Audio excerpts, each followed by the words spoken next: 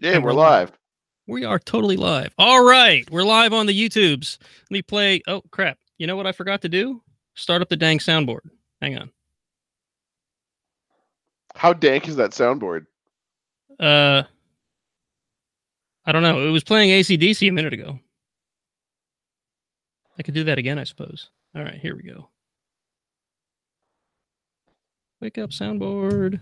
Come on. Now we can play the creepy organ. No. All right. Okay, I think we can actually start the show now.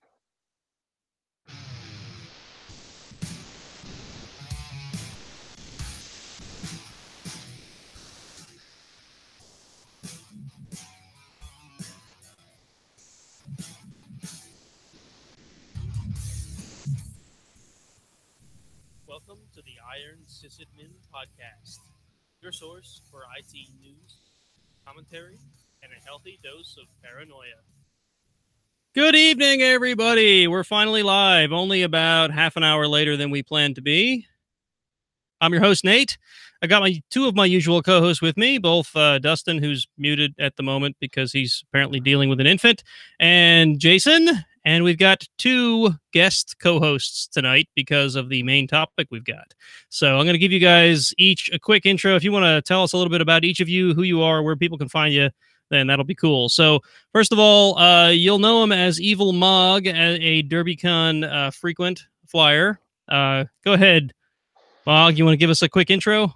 Sure. I'm EvilMog from Team Hashcat, otherwise known as that guy who likes to drop stuffed animals and parachutes off of the 18th floor of the Hyatt for giggles and grins. I occasionally like to crack hashes, and then once in a while I'm on Twitter as evil_mog. All right. And also we've got Quadling, also known as Josh. Want to unmute yourself and give us a little intro? The voice of Derbycon. The voice of Derbycon. Indeed. That's funny. Thank you. Yes, I'm Quadling from Clan Bullhorn. I am Josh Marpet. I'm work at Red Lion. I've been at Derbycon. I've worked at every single Derbycon there has ever been, and apparently that will ever be. Goodness gracious, I have. Let's see. I work at Red Lion. I've been doing this for way too damn long. And I'm loud, and you can hear me at a lot of conferences. Oh, and if you see me, you'll probably recognize me from the hat. Oh, right. The hat that has a Twitter account. You also do a very wicked auction. Indeed. The hat does run a very wicked auction. So, if any of you have ever been to Derbycon, Josh's voice is the one you heard echoing throughout the Hyatt, telling people to walk up the stairs to get to registration or whatever else it is that the conference had to announce to people. My favorite moment, this is how I met Renderman, who I later managed for years. All I remember is Renderman had missed his talk, and I'm hearing Josh yell out over the Hyatt. It echoes, "Renderman, has anyone seen Renderman?" For like half an hour. It was funny. Well, he missed his talk, and I was upset. Render's a friend. He's a good guy. Oh, yeah. And the Hyatt is a hollow core hotel. So there's 16 floors of nothing in the middle. Yeah. So if you're loud, lots of echo. It echoes for a You can hear that inside every single room of the Hyatt when you yell. It's impressive. Yes. Quadling's voice. Yeah, you really can. Quadling's when you yell loud enough, like with the right level of echo, it's perfect. Yep, the first voice I ever heard at my first security conference. Yeah. Are you serious? Yeah. That's I mean, no lie, man. You were the voice of InfoSec. Yeah, that's the voice of InfoSec. That was that first year was the first time I was there, and when I met both you and Kickfroggy. So I think tonight's episode is going to be a futile effort in cat herding, just because of the number of hosts we have and the folks we have on. But we're still going to try to cover the news and follow the usual format. So intros aside, I guess we're going to get on to the news, and then we'll have plenty of time to reminisce about Derbycon in the main topic. So I guess the first article we've got for the evening is from Slashdot. Apparently a northern Chinese, Hebei, is that how you pronounce this thing? Someone help me out here. I'm not very cultural. Good luck. Okay. I guess none of us are. That's good to me. So there's a Chinese province unveiling an app that triggers notification when you're near someone who owes debt. It's basically like a social credit system. So, Jason, I think you had included this this article, and we were starting to chat about this before the show started. That's why I decided to finally get the show rolling. So, chat away. Continue the. Yeah, so I'll start with my little piece that I was covering first, because I know Josh had a good rebuttal. So, there was a problem apparently in China in that there was no kind of serious, I want to say like bankruptcy process or anything else. So people could rack up massive amounts of debt, and there'd be no kind of incentive to repay it back. So that was part of the reason why this came in. But then Josh had a really great point about this being tied into the whole magical Chinese social credit system they're putting in. So they've got the Sesame credit system, but before I talk about that, I want to point out that I like what you're saying, but China has a history of very perverse incentivizations. For example, if you're driving a car in China and you hit a pedestrian, the common advice is back up and hit them a few more times. Seriously, not a joke. I can see that, though, because it's less paperwork if you kill someone than if you injure someone over there. Well, if you kill someone, it's a one-time payment to their family. Yeah, if versus you injure someone for life. It's a lifetime set of payments to them and their family. Yeah, but that's similar to the advice of if somebody breaks into your house and you shoot them again and make sure they're dead. Yeah, see that problem. If you do that in Canada, that makes the difference between 10 years in prison and 40 years in prison. Actually, in America, it does the same thing. If you shoot someone because they're breaking into your house, that is self-defense. That's one thing. And I even in Canada, I don't think they have a problem with that. Actually, they do. I can't shoot somebody if they break into my house. Can you throw a piece of metal at them very, very fast? If I injure them, it's deemed as assault. Seriously? Yes.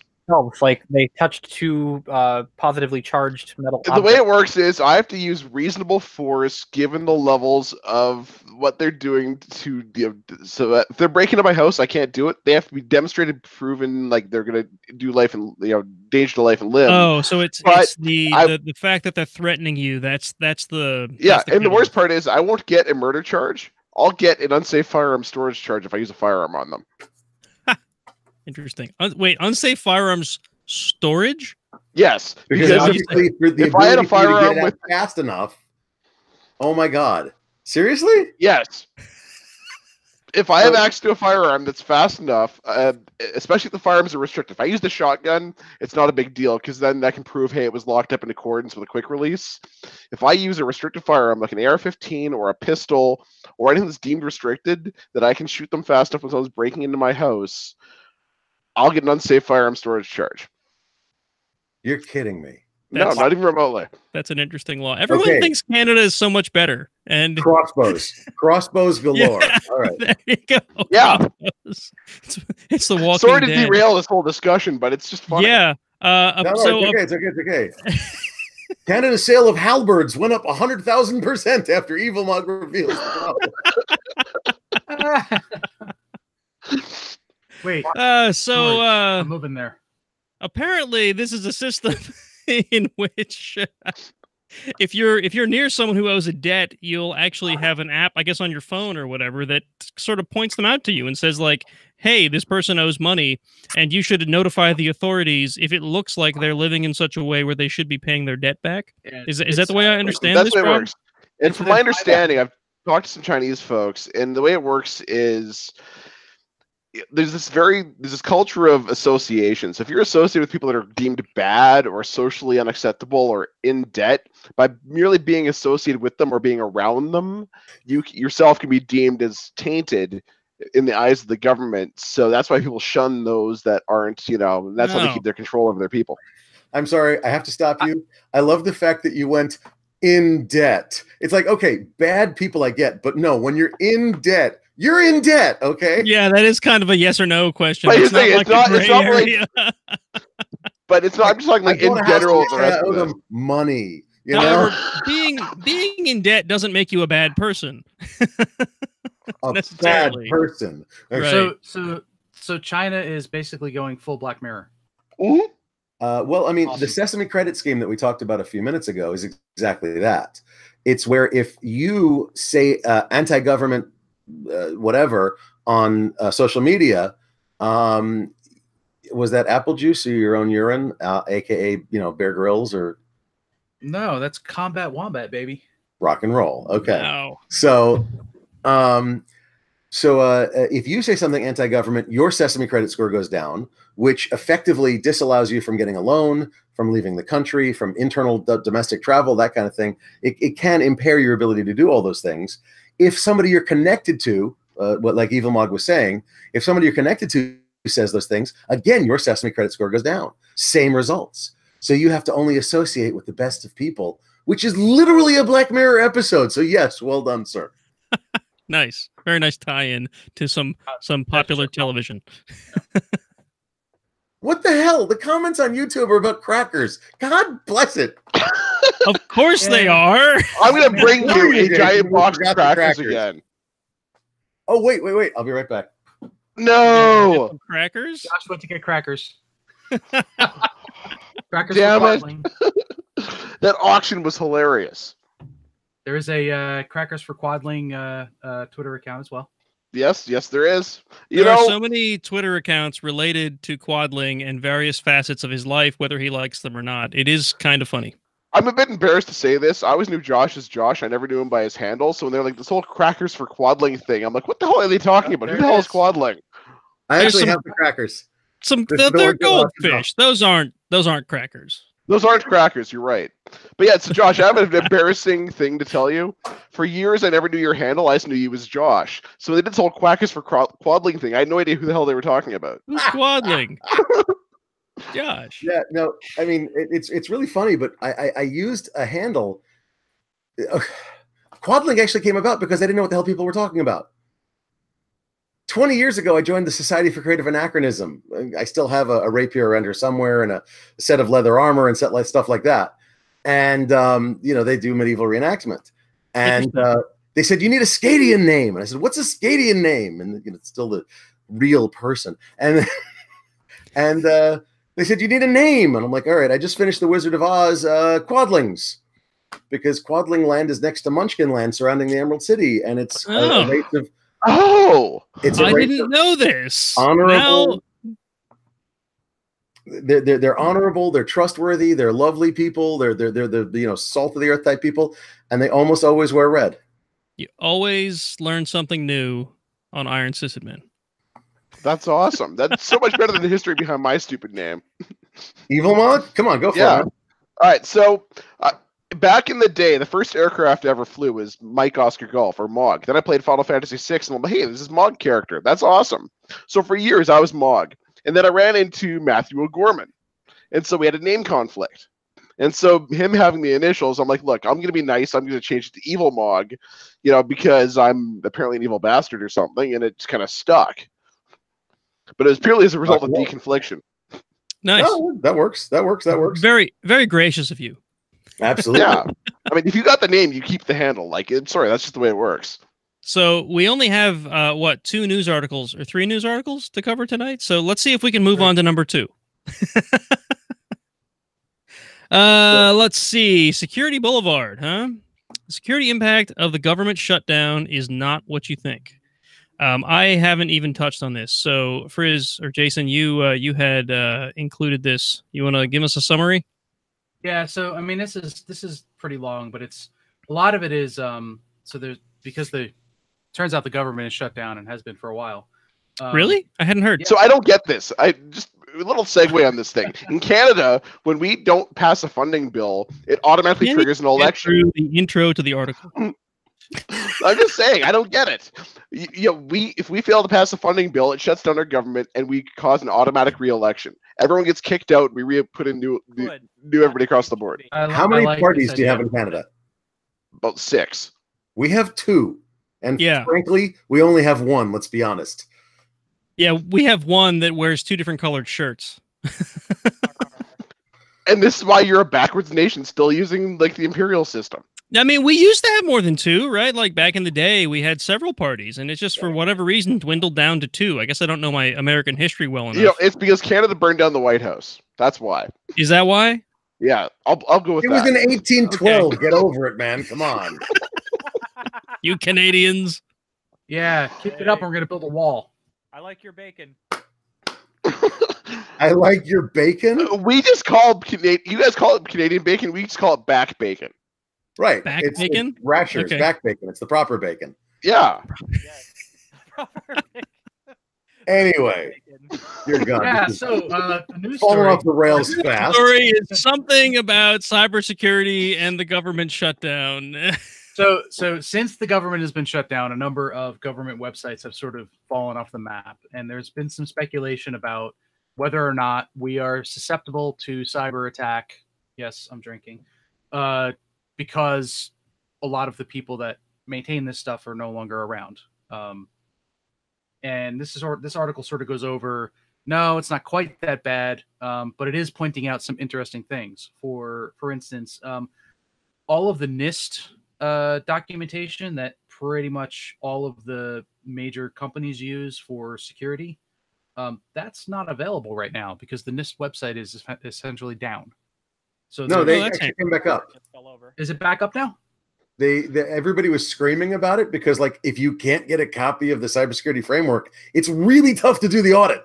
Yes. To be So- fair, NIST kind of is useless, but What do you mean? NIST is awesome. their password security recommendations are insane. Just They saying. recommend not to have passwords. What are you talking about? They just Their, updated that. their people should never rotate secrets requirements. It just blows me away. A bunch of us in the password community think their NIST standards are insane. Some of them are fantastic. I'm willing. Some of to them are take fantastic. Okay, good. We're on the same page. Yeah, I like their recommendation that length is better than complexity. I don't know how that Oh. stands up against Mr. Password Hash over there. No, that is correct. Length is better than complexity.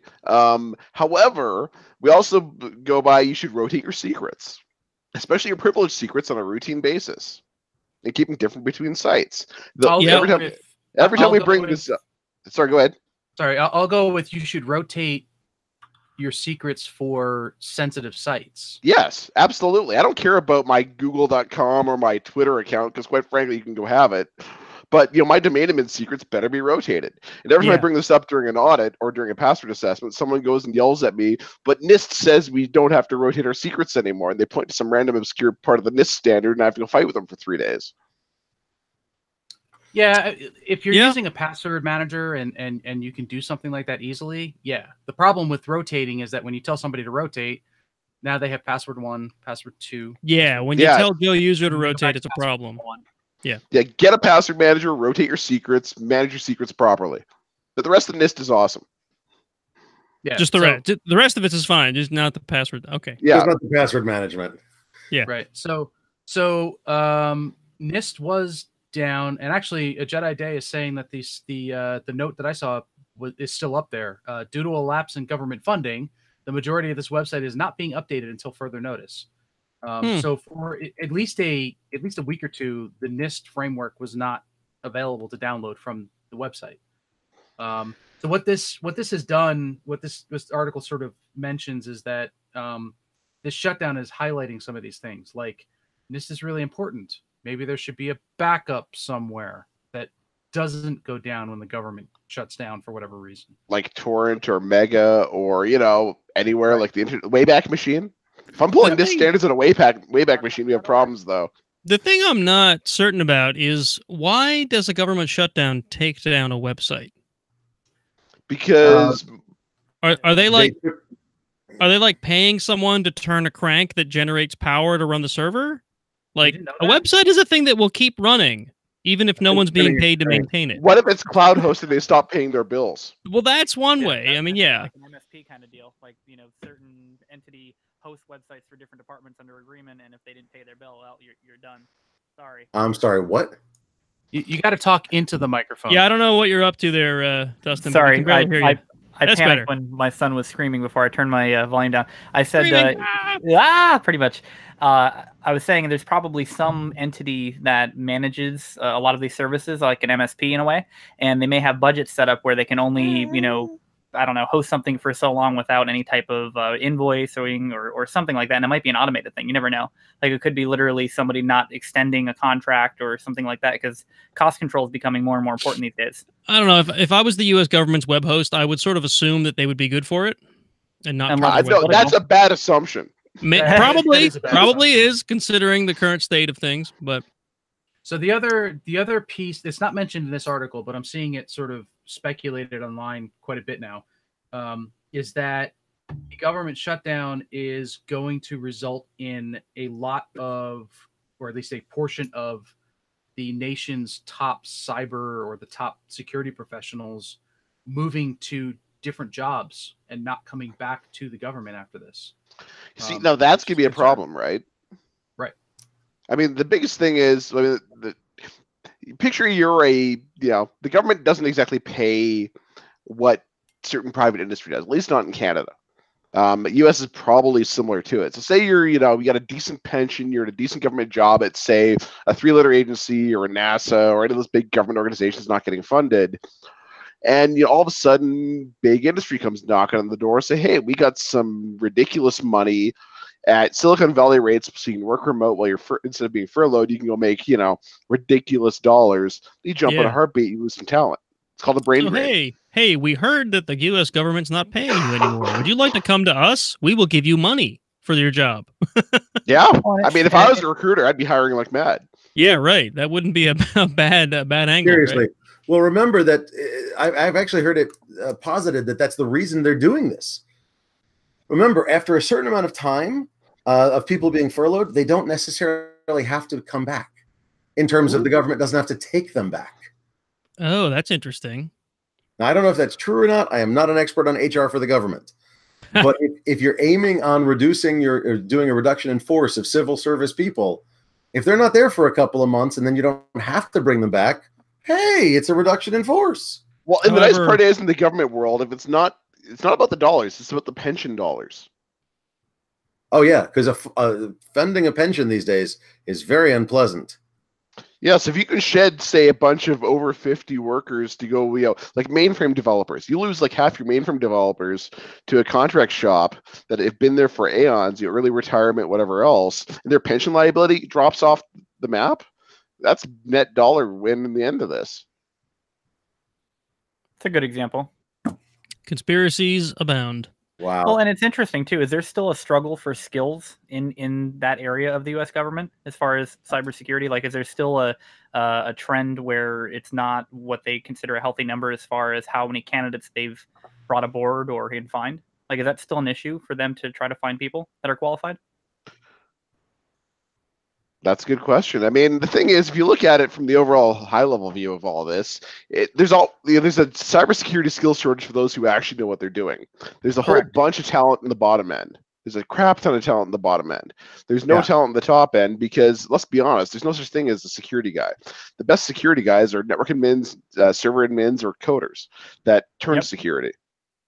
So you got all these people graduating with cybersecurity degrees with no experience in the real world, filling up SOCs or taking on sysadmin jobs that are filling up in the bottom end. So they're fighting for people that know what they're doing. If you want to pay for top talent that's got 20 years in cybersecurity plus 10 years in network engineering experience, you're going to pay through the nose for it.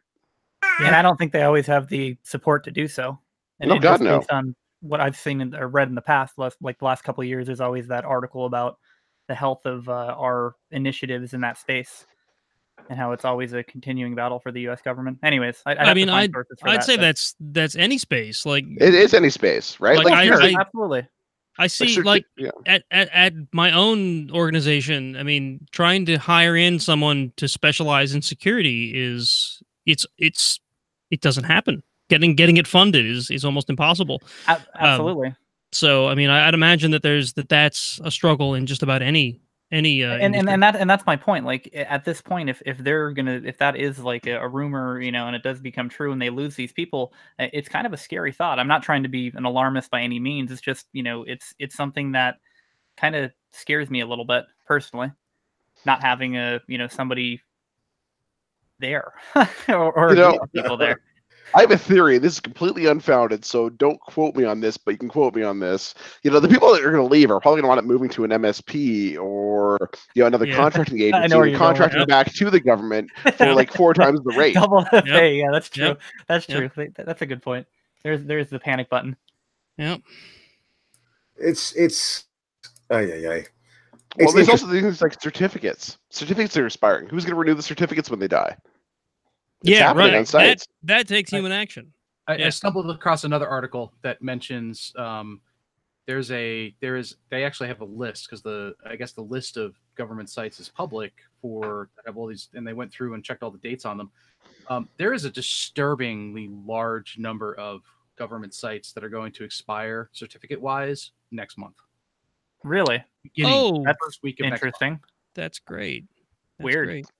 So Cybergaddon, all new certificates. Call it Certigaddon. I mean, it all depends on if people are willing to click that accept button when they go to ignore their security warnings. I mean, people hit ignore all the time, so I mean, it shouldn't make a big deal. Half people, don't know what a computer is, anyways. Yeah, it's not like the encryption turns off, but Yeah, right. It's just that it gives you that warning, but people clicking past that's generally a bad thing to promote. Oh yeah, because it has people like me making lots of money from phishing campaigns. If I put a self-sign left, right, and center, I can go pretend to be the government for your tax return and go do some DNS hijacking attacks. And they had that big emergency about DNS for all government departments during the shutdown to protect against DNS hijacking. Right. So the DNS hijacking. Say that again. I'm sorry. Okay, so the U.S. government released a emergency alert to all government employees to harden their systems against DNS hijacking, and this is during the shutdown. Wait, really? Yeah, it was on the register the other day. Hey Bob, did you get that host file? I need harden your system against DNS hijacking. Yeah. I have I'll drop a link in. It's there's a link here from Threatpost on it. Is there really? Yeah. WA IP address again? An emergency directive from the Department of Homeland Security provides required actions for U.S. government agencies to prevent widespread DNS hijacking attacks. Wow. Interesting. The Department of Homeland Security is ordering all federal agencies to urgently audit domain name system DNS security for their domains in the next 10 business days. During a shutdown. When do the certificates go, Jay? How many days? The certs, a lot of certs are expiring in the beginning of February. Oh, February. I'm okay. not sure what the DNS hijacking attack piece is. Interesting. I don't know if that relates or not. The warning comes on the heels of a January 10th FireEye report, which detailed a wave of DNS hijacking attacks targeting victims in pretty much the world. Everywhere. The DNS is everywhere. Oh, my diners. Who would have thought it? The DNS is everywhere, man. I don't know what we're going to do about it. Well, between DNS and BGP, you can take over the world. Yeah, you're right. Wasn't there a... I thought there were two of them. There was an edict for the U.S. government to move to IPv6, and then a second edict for them to move to DNSSEC. Well, listen. Yes. We are out of IPv4. You're going to have to move to IPv6, right? I made of IPv6 6 years ago or whatever.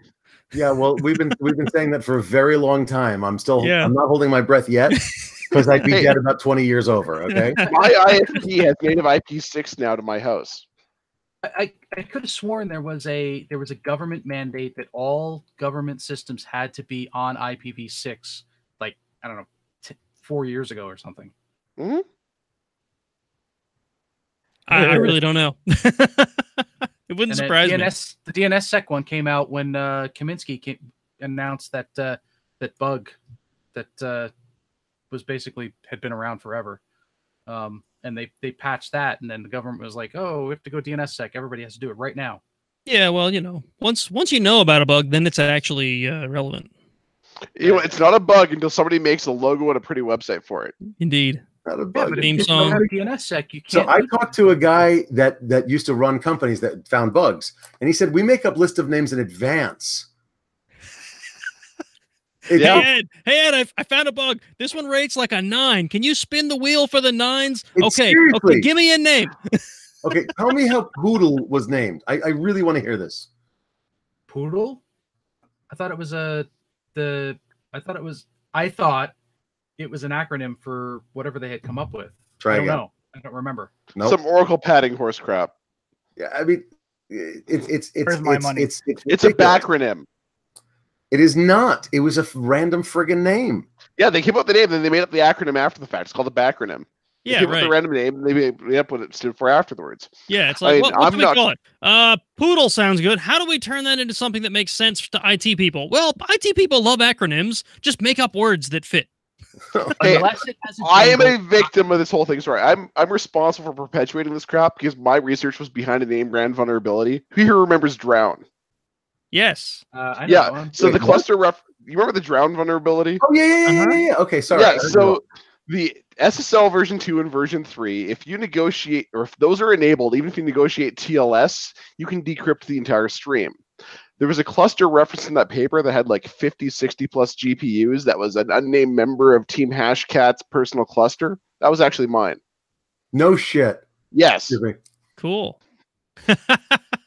The only reason my name wasn't on the paper is because at the time my company didn't want me associated with that kind of research, so we put it under a pseudonym and called her a day. 2 weeks later, Usenix 15, someone releases my name, my handle, my cluster size, and the company I'm working for in like measuring real world probabilities of password cracking on some Usenix talk. Wow. Interesting. All right, so I think we can move on. We kind of beat that to what were we talking about again? Oh, the government shutdown and InfoSec, right?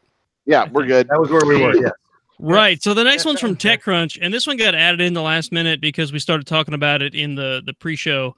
A French data firm, data protection watchdog. Let me restart.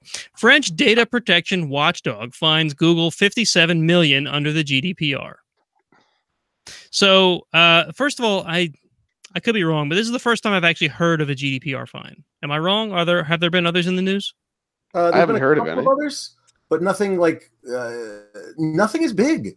I mean, like GDPR was going to be. It was supposed to be persuasive, dissuasive. You know, it was supposed to really put a hurting on whoever screwed up, right? We've talked about it on this show before as something that could literally put a small business out of business. Just because, of the way the fines are structured. 10 or 20 million euro, or 2 or 4% of your global annual turnover, your revenue, effectively, whichever is greater. So, so for a small business, 10 million euro is not a small chunk of change. No, not at all. And having million means that Google makes 1.4 billion global revenue.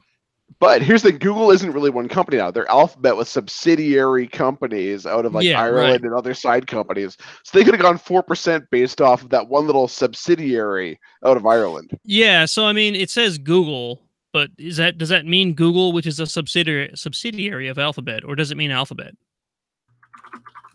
So let's see. This is good question. What's funny is so the regulatory body claims that Google failed to comply with GDPR when new Android users set up a new phone and follow Android's onboarding process. That's what they got fined for. Okay. Is that so? That's why there's a picture of the account sign up screen in the article. So that was what they got nailed on. Essential information such as data processing purposes, data storage periods, or the categories of personal data used for the ad's personalization are excessively disseminated across several documents with buttons and links on which it is required to click to access complementary information. This sounds like it's too hard to figure this out, which is, I mean, that's valid. It's valid, but this is why people just click through the EULA. So there's actually GDPR protects against a EULA that is too complicated. Is that what you're saying? Supposedly. That's what it sounds like. Yeah. Interesting. I mean, and then their consent flow doesn't comply. I'm not sure what the consent flow is, but apparently. Wait, say that again. Google's consent flow doesn't comply with the GDPR. Oh, that's that you have to get explicit consent, and for everything that you do, and for everything that you do with their information. So, as I understand it, I could be wrong, but as I understand, the consent flow is it goes into from the detail. person all the way through to the processing, all the way through to the use of the data. Right. So by default, Google really pushes you to sign in, or sign up to a Google account. The company tells you that your experience will be worse if you don't have a Google account. According to the CNIL, Google should separate the action of creating an account from the action of setting up the device. Consent bundling is illegal under the GDPR. So they're saying that for Interesting. your Android phone, you can't be required to have a Google account anymore. Right, which means the same thing would happen for an Apple phone because it Yeah. iPhone, You have to have an iCloud account. Only if you want to install apps. You don't have to have an account on the phone. Yeah, right. I mean, You can they're sideload. right. Your experience with Android would be pretty horrible if you didn't have a Google account. Well, it doesn't Absolutely. exist because for an Android phone, the first thing you do is log in with your Google account. Well, you can skip that. No, you can't. I know years ago you could. There used to be like a screen sequence. I'm talking like 10 years Anymore. ago. No, now they're tying into things like freeze lock protection, where you have to sign in with a Google account. That they bind your phone to that Google account. So if you factory reset the Google phone, you can't unlock it with somebody else's Google account, like the Samsungs and stuff like that. Right. So it's a security measure they have implemented. So they're basically iCloud, same deal. You can't download apps onto an iPhone without having an Apple account. Right. Wow, this goes even further. This is deep. So there's another one here that during the setup there's apparently an option that says I agree to the processing of my information as described above and further explain the privacy policy. But it's checked by default. Oh yeah, you can't check by Apparently- default the default box. Apparently, checked by default, broad consent is forbidden under the GDPR. Yeah, you have to explicitly check the box. I actually had to add a GDPR button to our demos we run during our Crack Me If You Can contests. No Sorry, kidding. not Crack Me If You Can, but the Kraken demo where you enter in your fake password and you crack a password, how long it takes to crack. That's awesome. We have a checkbox that says, I consent to collecting this for a prize. And we have to have that box. We call it the GDPR button, because without it, it's GDPR illegal. Wow. Nice. GDPR is a pain in the butt, but it is really a great thing in a lot of ways Absolutely. because it requires that people understand what's going on with their data. Yes. The thing I love about GDPR is it expressly calls out Canada as a country with equivalent privacy laws. So And- you're allowed to process data in Canada, but U.S. you have to do express permission to get processed in the U.S. Like Canada gets a free pass under GDPR for processing customer data because we have strict privacy laws. Do you do co-location? We do all the Privacy laws. time. IBM, oddly enough, has a data center in Edmonton that has like dual 60 amp feeds per rack. Really? Yeah. Yeah, but it only flows maple syrup. I mean, We have a strategic maple syrup reserve, so yes. And bacon. And bacon. but it's Good. real Yeah. bacon. Real bacon. Canadian bacon. No, not It's- Canadian Or bacon. Real bacon. Is it back Real bacon? bacon. Back bacon is Canadian bacon. That's not real bacon. Real bacon is bacon. Like the stuff you eat. Like that's real bacon. Well, I mean, at least America and Canada can agree on that. That's real bacon. Agreed. Yeah. I agree. That is better bacon. I mean, you guys don't like poutine, but we get McDonald's poutine out here, which is awesome. So McDonald's sells poutine. Excuse me. yes. Excuse me. I grew up in New Jersey. Have you ever heard of disco fries? Oh yes, It's basically poutine. Let's it be is. honest. Nice. Let's agree with that. But yeah, McDonald's does poutine up here. That's So, cool. McDonald's does poutine? That's Yeah. weird. But is it poutine with like McDonald's fries? McDonald's fries, a light duck gravy, and cheese curds. I think it's time to move to Canada. I don't know. I'm not sure if I would like that with McDonald's fries. I you mean, need like a good hearty fry. When they're nice, fresh, like crispy fries, fresh out of the fryer, they're fantastic. I love how Okay. a podcast goes right for fried food, and cheese and Oh, yeah. gravy. Like, Well, we yeah. know where we live, boys and girls. All the things Okay. that make you feel good. I just remember like years and years and years ago when I was a Boy Scout, we used to take trips to Canada. And one of the most awesome things that I remember about Canada is that at the time you could get pizza at McDonald's. You can, or you used to be able to. Back in the 90s, I want to say. Yep. Like This late is the 90s, early 90s. Pizza at McDonald's. It wasn't So- great pizza, but it was just the fact that I could get pizza at McDonald's. It was cool. My family actually has a house up in Canada in the Eastern Townships, and we go there and there's a bakery. Like let me tell you something. Something Canada does have is amazing bakeries. The almond croissants are to die for. They are so freaking good. It's unbelievable, and the bread. Oh my god, it's so flipping good. It's ridiculous. Speaking of one more secret about Canada before we move on from this topic, the best coffee in Canada is no longer Tim Hortons. Oh no. But who is it now? What? Do you want to know why? Because Tim Hortons got rid of their supply chain about 5-6 years ago, and McDonald's bought them out in Canada. So McDonald's coffee is the old Tim Hortons coffee in Canada now. Interesting. So you're saying McDonald's coffee is good in Canada? Yes. It's the old Tim Hortons coffee because Tim Hortons coffee in Canada is bad now. It's another reason to move to Canada, I suppose. My world just changed, and I don't like you anymore, EvilMog. I'm sorry. Okay. I'm fine with it. That's what they call me, evil. We can't be friends anymore. You have good coffee at your McDonald's. Oh. All right. Have we finished talking about GDPR, or do we need to keep going on about this? Oh God, let's kill the topic, please. Okay, then. And that actually, unless there was more to add, I see you guys were chatting about something in the Slack. The SCP vulnerability. You want to talk about that a little bit? Oh, and there's also the app vulnerabilities too. Those are fun. Bring it on. I actually have not yet read up on this. Hold on. Let me throw it in the show notes so you guys can see which article we're talking about. What? There's notes to this thing? Oh wait, that's that link I sent you, man? Oh yeah. Oh, so someone did add it here. Yeah, I added Hacker it. News link. All right, let me open it up here. Discussion. Just because it's made news again, and it's Guys, 36 years old, and blah, Hacker blah, blah. News, 36-year-old SCP client's implementation This is flaw all discovered. 36 What's that? years old. Why are we talking about this? Yeah, I know. This happened Ah, 36 get it? years ago, Old except news. nobody knew about it, apparently. He missed the joke. It's old news. It's 36 years old. That's what Jason was saying. Ha ha It's ha. old. Yes, I get that. Get it? Ha ha. Yeah, when you Sorry. I know when I explain the joke, it's not funny. I know. explain the joke. So that vulnerability is about as old as I am. In case anybody's Yeah. wondering. Yeah, it's I didn't know SCP was this old. Yeah. Older than me. Well, so it's based on RC. What do you think? We used carrier pigeons in the 80s? I didn't know SSH or SCP existed in the 80s. I thought it was all like FTP and Telnet. Now back then it was like RSys or RTelnet and crap like that, wasn't it? RFC Hyper-terminal? 6214 didn't exist back then, so Hyperterminal. Is Seriously? that the You guys are hurting me. Hyperterminal. Okay? Hyperterminal did not exist in the 80s. It was like Hey. literally like That's the oldest thing I could think of that I've actually My played first with. computer was a Other than a telex Commodore. machine. I had my first corporate job, like corporate America. it's Hyperterminal. Let that sink in, guys. I'm gonna hit him. My first corporate job, where I like had to wear a collared shirt and stuff, to work, was working on Windows 3.11. Nice. Okay. Did you use the hot dog theme, the red and yellow? God No. no. That thing No. was evil.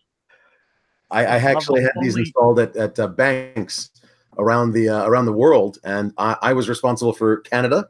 I was in Toronto twice a week. Hey, I'm sorry. I got really acquainted with their hot dog vendors. They have the best hot dog stands in Toronto. Did you get any They have- pizza at McDonald's?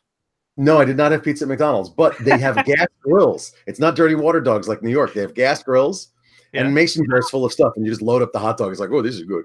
Anyway, quality. so but the Windows 3.11 in 1992. Yeah, that That sounds right. Back then it was Novell, wasn't it? And IPX was common. Yeah, I was a CNA. yeah. And SPX, and we now I feel like I need to get a cane. Back in my day, when we used magnets to move the magnetic media around. Who are you kidding, Magnet? That's all right, Quadling. all paper. My first computer was a telex machine. No shit. Seriously. So the thing was, I had terrible handwriting. So my parents were like, look, dude, your teachers are complaining. We're not going to buy you a typewriter. Mom stole a telex machine from her work that we're getting rid of. And it was all uppercase on this little crappy ribbon paper. I wrote all my reports on a telex machine up until about grade 9. Nice. So I got a 386. Nice. Wow. And I started. I learned started on- typing in high school on manual typewriters. And in one of my classes, my handwriting is horrible. So I feel your pain, man. Seriously. Yeah, me too. That's probably most of us on this show. Me In three. one of my classes, there was a typewriter there, and I told my teacher, my English teacher, I'm like, you're not going to read my handwriting. She's like, oh, I can read all kinds of handwriting. I'm like, here. And I wrote something and I handed it to her. She's like, oh my God. I'm like, but I can type really fast. She's like, you want to type all your stuff? I'm like, notes, Stuff. tests, exams, let's go. I sat in the front of the class, every class, rolled the paper into the typewriter, manual typewriter. That's awesome. That's completely awesome. You, sir, are my hero. My That is Pick pretty up awesome. everything in class when I'm taking a test, going ding ding ding ding ding ding ding ding, whack, ding ding ding ding ding ding ding, whack. my Oh, you have that guy in your class? Oh, sorry. not to sound like a young that's or anything here, but my dad told me this story when he went to Penn State University, right? And he used to, like, in between classes, he would try to get his notes typed up, right? And this is in like the 60s, right? So he's in the parking lot at the Penn State campus. He had built himself this like board that he could wedge between the car seat and the back seat of his car so he could set up his typewriter and type his freaking notes. He was that guy in college. That was my Rad. dad. My dad. So we're gonna go back in time. My Right. dad worked on the first time sharing system in New York, Multics. Oh my God. Really? Yep. Dude, no matter what story you have, Josh has a better one. No, You know- I'm sorry. It's just It's just My because Josh is grandfather- old. Oh, it's getting warm here, man. I don't know. Ooh. my grandfather ran a lot of the special education in New York City.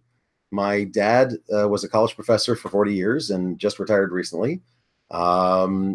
Teaching statistics and system and quantitative analysis. I've got a lot to live up to. Okay.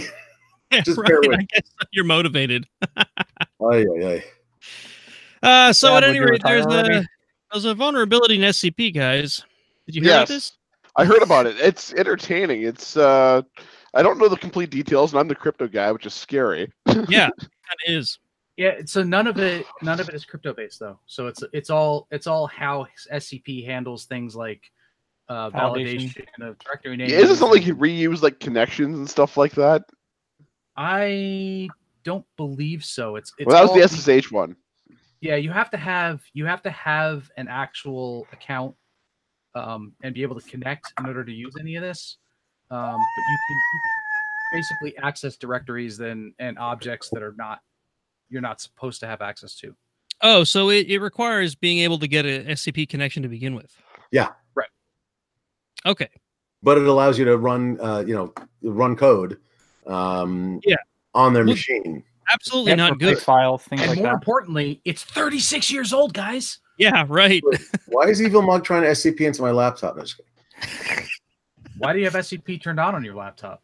Oh, Totally valid. It's so he can work remotely, right? No, that'd be SSH anyway. So Right. or Screen. this is fun. T-Mux. Ooh, I love Tmux. Tmux-cc. Screen, baby.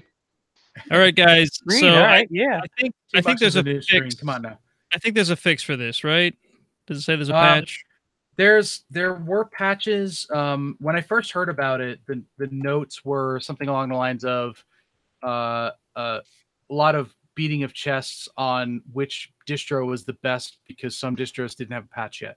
Oh wait, this says it's a client side thing. Does that mean the client is what has to be patched? You must be able to prohibit this on the server side. Probably. Yeah, vulnerable clients including OpenSSH, PuTTY, WinSCP. No, it's a client attack. So Yeah, client attack. Stand in the middle of it and attack the client. Assuming Interesting. You can get through the It's always the client's fault. All right. So Technique there. if I'm running a vulnerable client, people can attack my workstation. It's not like a vulnerable client makes the server I'm connecting to vulnerable, correct? That would suck. I mean, someone should talk to the Derbycon CTF guys and get this vulnerability included in their CTF. And, Indeed. kind of like shell shocks for grants. 'Cause I want to see the havoc on the peoples who run this stuff. Yeah, so That'd be awesome. we arrived a day before Derbycon when Shell Shock dropped, and the advice was don't join the wireless. The DHCP automatically Shell Shocks you on connection. So I have a funny story about this. Before I worked for my current employer, I worked for a government-owned That's cool. bank. And so I got a phone call from IBM calling me up like, hey, we hear there's a shell shock vulnerability coming down the pipe. Call us if you need any help. My boss replies, hey, Dustin's down at Derbycon sitting next to Egypt right now, helping him fix his VM. He's developing the exploit. You call us if you need anything. Right. Nice. So actually, Wow. Rick That's awesome. Farina actually put a. He just told this story. So Zero put a router at the CTF, the wireless CTF, in the box, packed it up, and went. And at the next place, he was running a class, I think it was. He opened it up, turned it on, and then nobody was able to get on that was running Kali. Everybody that was running Pentoo was able to get on the network. Everybody was running Kali. Their machine would just shut down because Shellshock was running on the DNS server, the DHCP server, and it was just sending out shutdown -H now, shutdown -H now. So everybody running Kali, which was vulnerable. I don't know if it still is, but get on the wireless, get us, and then shut down. And shut down. And they're like, we can't. And Pentoo's working, so Zero's just like, well, I don't know what's going on. I don't know what the problem is with your inferior distro. He looks over, he goes, "Oh, that VM shouldn't be running. Sorry, So funny thing, if you ever want to annoy Zero, ask him how it's like to maintain the third best Linux distribution out there. Or third best security distribution out there. He might have to compile a reaction. I'm sorry. What's the second best? That was a poor joke. Black Arch. Oh, come on. And what's the first? The first is Kali, obviously. Actually, no, the best is actually Ubuntu running PTF. You know what? I will not lie. That's not a bad call. Yeah. But it's not a security distro. So no, but it's a security layer thrown over a really good distro. And I love Dave and I love PTF, so I still say Ubuntu with PTF is my favorite. Ubuntu with PTF is valid. But I will tell you that the binaries for Pentoo have made it a heck of a lot easier to set up. I know. But you see, I love Zero. It's just I can't support anybody crazy enough to get their kicks at night doing a stage 1 compile every single freaking day. Like that requires somebody who's mentally deranged a little bit. It does. Wow. And I respect him for it. So I have respect for Zero because he got in an argument with HD Moore about Metasploit and how it worked in relation to Pentoo and won. Yep. Interesting. I will buy that. Seriously, I fully respect Zero. I just like to grind his gears a little bit, and just mess with them every once in a while when I see him. So we will. Oh god, that's funny. I'm gonna have to tell him that. Okay. So I think I'm just gonna wager that we have officially ended the news section of the show. Yes. Do we need to vote for? I'm just gonna do this. Let's do like the government does. Nay or yay? Yay. Yay. I abstain. So for those of you who aren't familiar with the show, i.e. the two co-hosts we have tonight, that means we're no longer talking about the news. In case you needed a cue. No, now we can talk about our favorite topic, Derbycon. Yeah, we have first. Two quick things of housekeeping to do that we try to do every show. First is just general announcements, and the other is if we got any reviews. So the only announcement I've got, we've got a DEF CON meetup coming up, don't we? DEF CON 610? First Wednesday of next That'll month. be like next, 2 weeks away? 2 weeks away. I think it's 2 weeks. I don't know. But we won't have another show before then. So yeah, February 6th, DEF CON 610 meetup. So we always tell people, I don't know that we've ever actually brought anyone to the meetup from the show, but you should come to Easton, drink good beer. To Houston, you say? No, Easton. Oh, Easton. That would be this tiny little city. I guess it's a city in Pennsylvania. Yeah, they do. It's at a brew pub. Good beer. And they have short rib poutine. If I wasn't in Victoria speaking at the time, I'd gladly come. Okay, well, I mean, it's every month. The first Wednesday every month. Poutine is very good, and they have a peanut butter burger that is to die for. It is good. Yes, it's a very good. Venue. Very good venue. They have that bacon appetizer as well with the pork belly. All the different pork. That is so good. Okay, I'm there. Send me details. I'm down. The bacon board? Yeah. Yes, the bacon board. Oh my god, I missed that. I mean, absolutely, man. We will certainly look up the DEF CON 610 on meetups, meetups.com, I think. Yep. But Anyway, the only other announcement I have is that our show from last week or 2 weeks ago about Podman was actually tweeted by the Red Hat developers Twitter account, which was pretty cool. And that's mainly because of my involvement with the Red Hat accelerators, which, cool. We're getting us some interesting feedback and exposure for the show. So good stuff. And Dustin's baby is crying. Sorry. No, it's fine. He's just expressing himself. We get it. Your baby wants wants to to be be on the show. He does. He's grabbing. He's like, hey, let me listen too. He wants to be on the show. You got That's two fine. AirPods, man. Come on. What's wrong with you? Listen, InfoSec Rockstar. when we had Ed Scotus on, my daughter decided to come up and talk to us about Minecraft. So, whatever. Cool. Obvious Minecraft fan right here. Yep, totally. Doesn't even know. Okay. And for reviews, I got a message on YouTube in reference to one of our episodes from a guy named Doug. I won't use his last name because, that's just not polite. He goes, hey, I usually get your podcast through the RSS feed. Use BeyondPod for the commute. Not sure if that's registered as a listen or whatever. So I guess he's concerned as to whether he's showing up in our statistics or not. He says, but thanks for putting it on. I'm an old sysadmin and appreciate references back to the 90s, which we have a lot of, just like pizza at McDonald's in Canada. When he was desk side support. So yeah, thanks for the comment there, Doug. I responded to you on YouTube, so you should have that already. And thanks for watching. It's cool. And as a note, we're up to, so what was it? Just 2 weeks ago, we finally hit 100 subscribers, or was it? I guess it was last month at this time. We're already up to 116, so that's cool. That's not a big number from YouTube perspective, but it's still a number, though. We're not really a YouTube focused show. Like, I really only use it so we can do this recording, and I do it live just because we can.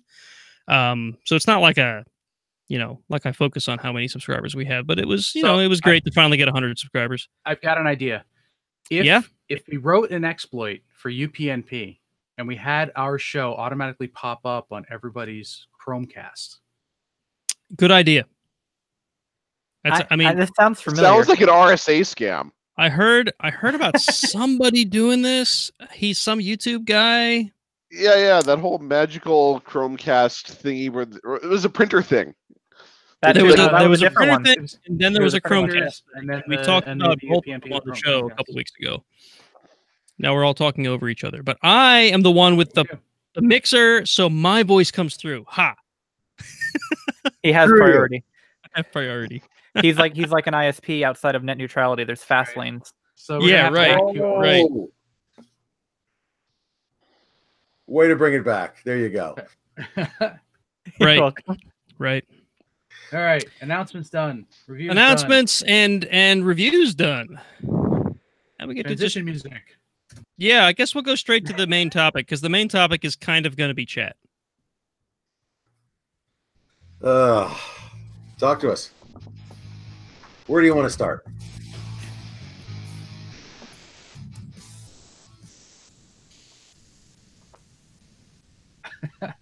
Gotta play the music first. Gotta play the intro, the transition music. Sorry. It's all about the. Wait, maybe you guys can't even hear it that well. I don't know. Do you know how many shows I try to watch? Jeez. Your soundboard's kind of janky, by the way. I know. Well, yeah, it doesn't come through the Hangout that well, but it comes through really nicely on the recorder because it's just through the the mixer here. So Hangouts is janky. But yeah, I'll blame Hangouts. Hangouts is going away in 2020. But I can do this. I missed the button. Where's the kaboom? There was supposed to be an earth-shattering kaboom. We can get Marvin the Martian in on the show. How many other podcasts can say that? I don't know of any. So at any rate, so what is this now? 2 weeks ago? Let me look at the date here. January 14th. We got some pretty terrible news. And sorry, what's that? Yeah, thumbs down, right? Yeah, January. Oh, no, it's. Did I say 19th? I said 14th. January 14th, which happens to be the day that I won't even go into it. it was cutover day where we moved our on-prem email to Gmail. So that was like two bad things that day. You poor bastard. Yeah, so I was like head down in migration mode, and I noticed all these people that I know from Derbycon on Twitter sharing memories about Twitter, or about not about Twitter, about Twitter. Derbycon. Yeah, memories about Twitter, like Twitter is going away. No, about Derbycon, I'm like, well, this is weird. What's going on? So I pick one of them and I go back in the thread on Twitter, and I see that the source of the thread is a tweet from Derbycon about how 2019 is going to be the last Derbycon. So that was a heck of a shock for me. And my initial reaction was like, this has got to be some kind of a joke, because, you know, the people who run Derbycon, they're all about trolling and whatnot. But doesn't seem to be a joke. It's not April 1st. And yeah, it's definitely... It's not a joke. It's not a thing. It's not a joke.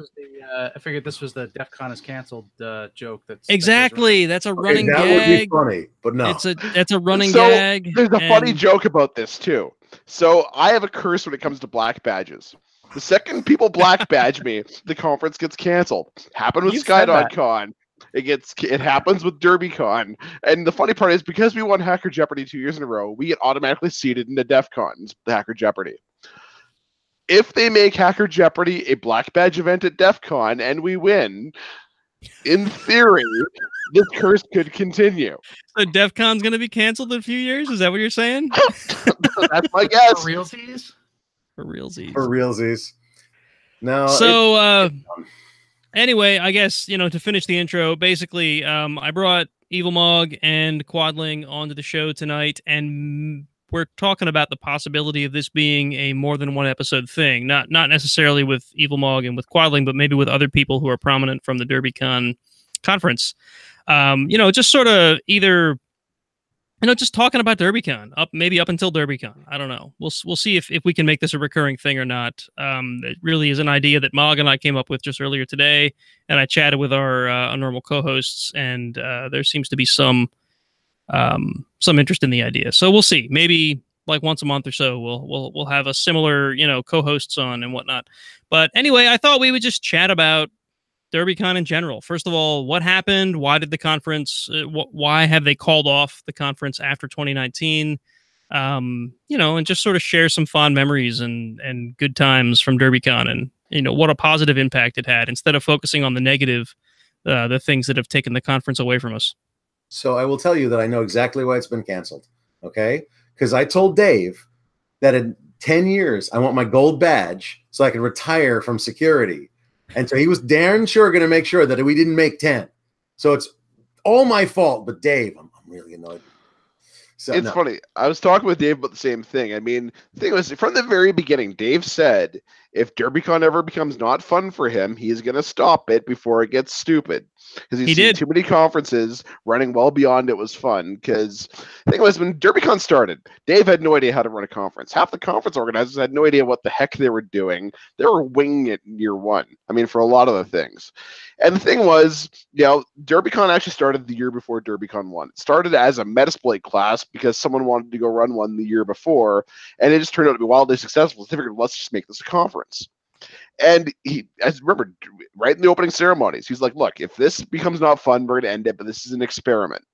The fact that it survived a decade, if you count the Metasploit pre-class, my God, that guy deserves a medal. Yeah, indeed. Well, the entire organizing crew does. They all do.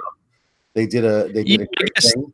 That's fair. That's fair. We always focus on Dave because he's sort of the head of the thing, right? He's the showman, if you want to say it. But there is a team surrounding Dave, including his wife, which, I mean, keeping Mrs. Relic happy, because, I mean, you got to admit, like, the amount of late hours that comes with that, and then, of course, you got things like Creepy Carl and, you know, Dave, and, you know, all the rest of the crew. Like, the amount of work that goes into keeping that thing running, like, those green shirts work their asses off. Yeah, I mean, if my wife and I went through that much stress, we probably wouldn't be married anymore. So props to Dave and his wife. I can't even organize a New Year's party with 100 people without losing my crap.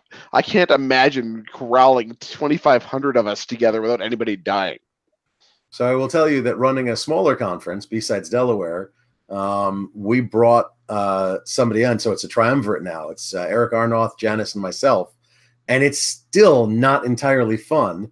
And as any conference organizer will tell you, the best moment of the conference is when you're done. Yeah, well, that's why for a while. Start the following year, don't you?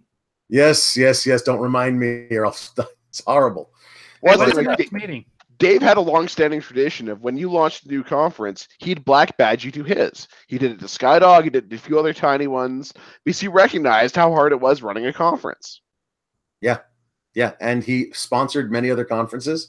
One year we were running a little short on money. I said, Dave, would you mind? He's like, here's a check. Awesome. You know, Derbycon did a lot of good. Okay. Derbycon launched my career. If it wasn't for Derbycon, I wouldn't have made any of the contacts I made to go be wearing this shirt that I'm wearing right now. I wouldn't have learned how to do some of the weird pen testing crap I've done, or I made the connections with the team in the crypto community. If it wasn't for Derbycon, I wouldn't be where I am today.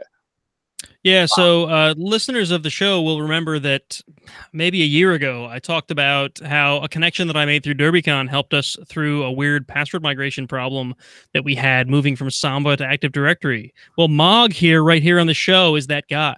He's the guy that I chatted with and said, like, hey, I know you do all this stuff about password hashes. Do you have some way that we can do this? And within, I don't know, what did we chat for half an hour? He came up with a suggestion, and bam, we had a way to convert all of our passwords.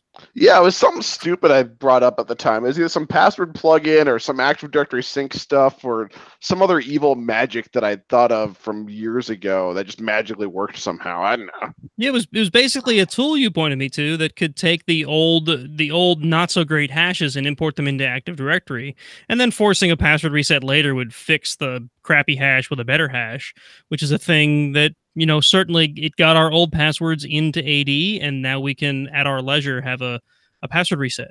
That's right, too. I remember that. Yeah, right. So it saved our bacon. It's like we went through this big, long project to come up with Active Directory for campus, and now we're like, all right, cool. We got all the users there. How do we get their passwords in? Crickets. I know a guy. No one on the team had figured this out, and it's like one day we're almost at the end of the project, and I'm like, so how are we going to get the passwords in? I was waiting for our identity folks to go like, oh yeah, we have this solution, and it didn't happen. And I'm like, really? We didn't think of it. How are we going to get it? Like, it's kind of late in the game, guys. And there we go. I had a chat with Mog one day on a Friday when I was working from home, and it was just like a shot in the dark, and bam. So to be fair, I was kind of liquored when we had the conversations. I don't remember much of it. I don't care, man. It worked. You gave him the solution. It worked. I handed our identity folks a link to the tool that you said, and I said, hey, it looks like this is going to do the job for us. And within half an hour, he was importing password hashes. Oh, crap. That's cool. I had no idea. Yeah, right. So, I mean, like, that's it. This is the kind of stuff that Derbycon has enabled for me as a sysadmin, right? I could only imagine what it's done for people in the InfoSec community.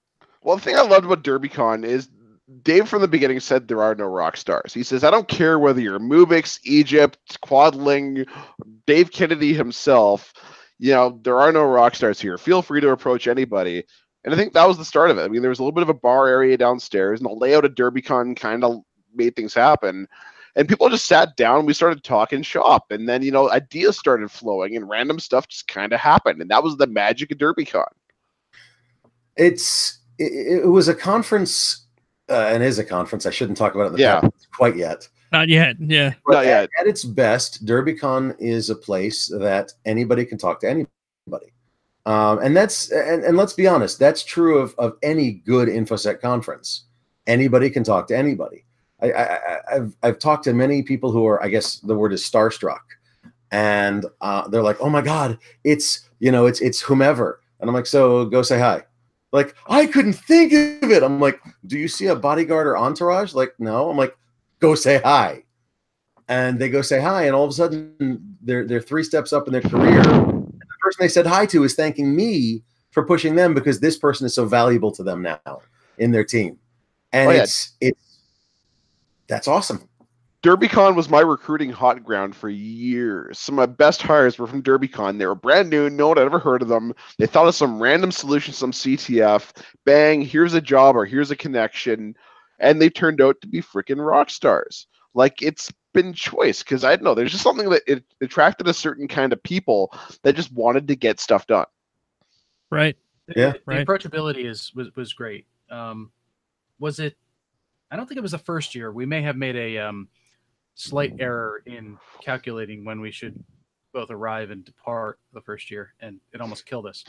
But I believe Indeed. the second year we ended up at some crazy restaurant. That was a second year. I was thinking of the dropping- same story, and I'm like, no, was that the first year? Yep. No, the Nope. first year we Dropping- didn't connect with like anybody. dropping Champagne 0 days with HD Moore. Yes. Yep. I don't remember much of Derbycon 1 because I survived the Corland boot camp my first 2 years and then filled a bathtub full of beer and threw a room party. Yeah, our first year we decided that Derbycon was happening Friday morning, so we left Thursday afternoon for a 13-hour drive. Yeah, because Got there somebody like had a class they had to get to and didn't want to Look, miss. classes are important. Yeah. We got there like 1 or 2 in the morning. Slept for a couple. I of don't hours, know. and went I to the remember still conference. being on the road at 2 a.m. Then You guys were insanely destroyed. You were sitting like zombies. Like, I think we're here. we left Sunday directly after the closing ceremonies and drove home. Yeah. Look, And so the having funny thing was, Jason, you were the only one that was cheery and chipper. You're like, yes, we're going to drive home. And everybody else is like, kill him now. Kill him. He must die. No, It was- I think that was the second year, because the first year we were like, we almost died on the way home. I had to pull the car over because I couldn't see the road anymore. yeah, so like at the time, Jason and I worked at the same place, and we had gotten a rental car paid for by the employer to drive from Pennsylvania to Louisville. And this is the way I have gone to Derbycon. The two of us have gone to Derbycon every year since. We always get a rental car. I still work for the place. He doesn't anymore. But I always get a rental car, and like all those of us that have routinely gone from Pennsylvania to Derbycon have gone in the car. Anyway, This is a cost savings measure. yeah, right. So they had this thing called an authorized driver's list, which I wasn't on, but he was. So he had to drive because, whatever. If we got in an accident or whatever, I wasn't covered under the employer's insurance policy. Therefore, I couldn't drive the rental car that the employer had given us.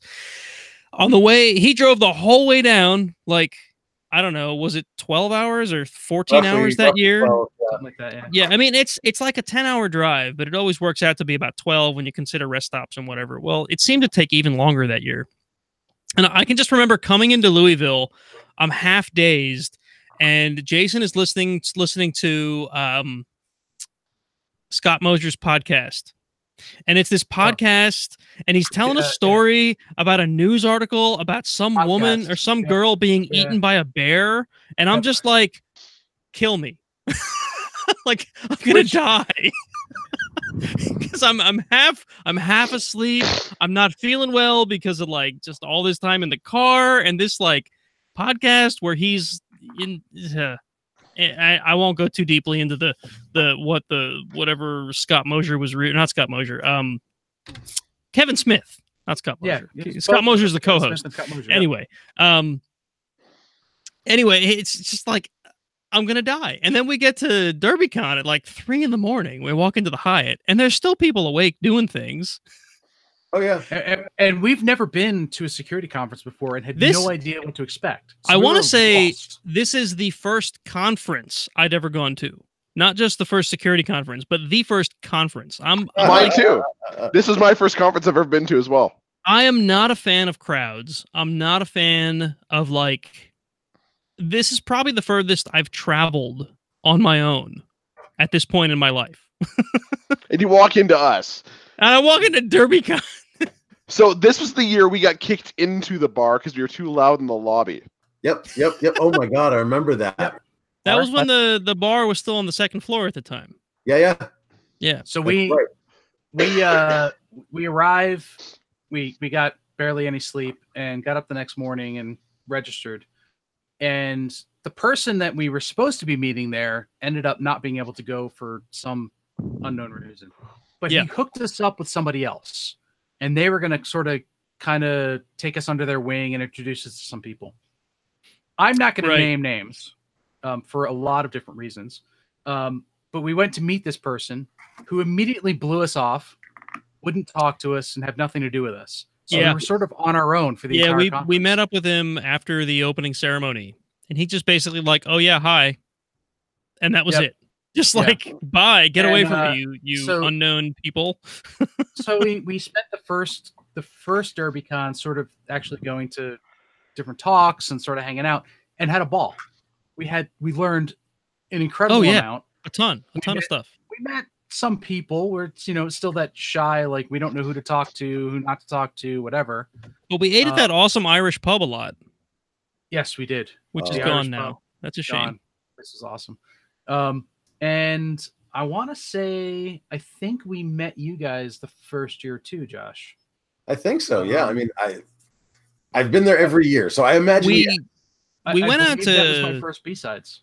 We went out to eat with you the second year. Second year. Is that when we took you to Jack Fry's or no? We went to Saffron. To the Saffrons. Yep. Saffrons was great, but Saffrons was great. I can hardly. So we're talking restaurants in Louisville. I gotta plug Jack Fry's. Absolutely. Some of the best food in the known world is Jack Fry's in Louisville. That's one of my best memories of Derbycon is going to Jack Fry's with you guys. Oh my God, it's amazing. So I told you the Gillis story, right? You told us the what? The Gillis story about Jack Fry's?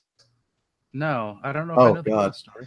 So the first time we went to Jack Fry's was an accident. We were going to Harvest, but it was closed. We're with Gillis in a taxi. The cab driver goes, I take you to a good restaurant. Okay. So he takes us to Jack Fry's, drops us off in boogies. We're like, okay. This place looks like a hole in the wall. It does. But you walk in and it's a 1930s steakhouse. The waiters are wearing the whites and blacks. The walls are covered with black and white newspaper clippings. The belt and pulley fans are going overhead. And you're like, oh, this place is cool. It is. I've never been to Jack Fry's. What's that? Never been to Jack Fry's. I always hit on Crows was my place. We're going to fix that this year. Yeah, you're coming to Jack Fry's with us. You gotta come with us. We go, and Gillis looks at the menu, and he goes, they have foie gras here? And it's like, yeah, it's on the menu, foie gras. And he goes, that's illegal. Like, no. Is it? In California, it is. Oh, okay. And he told us that apparently in California, there's certain places you can go and like you order certain things off the menu and they slide a dish of foie gras on the plate, on the table. And I'm like, what? It's like a speakeasy thing? He goes, yeah. I'm like, did you lose your voice? He goes, no. I'm like, what the heck is going on? He goes, it's illegal. Shut up. All right. It's not illegal here.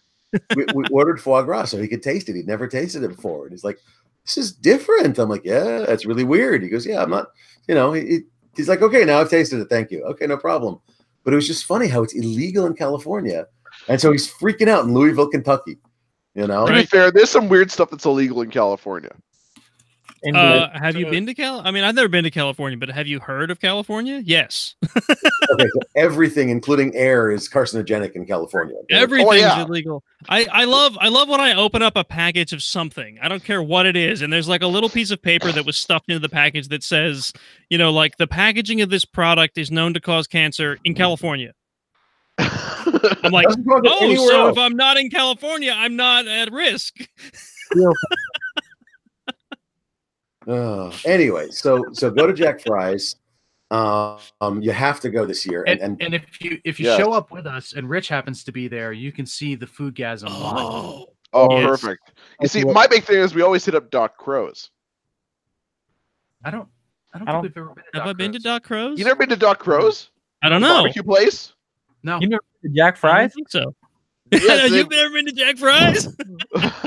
So Doc Crow's has some of the best freaking barbecue, like the best half chicken I've ever had. They've got oysters and they got some of the best dessert. Like you've got this ice cream with like pralines and like maple syrup, like real maple syrup on this crap you guys have, like it's Aunt Jemima crap, but actual maple syrup on their ice cream, and it's prime. Of course, the Canadian goes for the maple syrup ice cream in Kentucky. Okay, fine.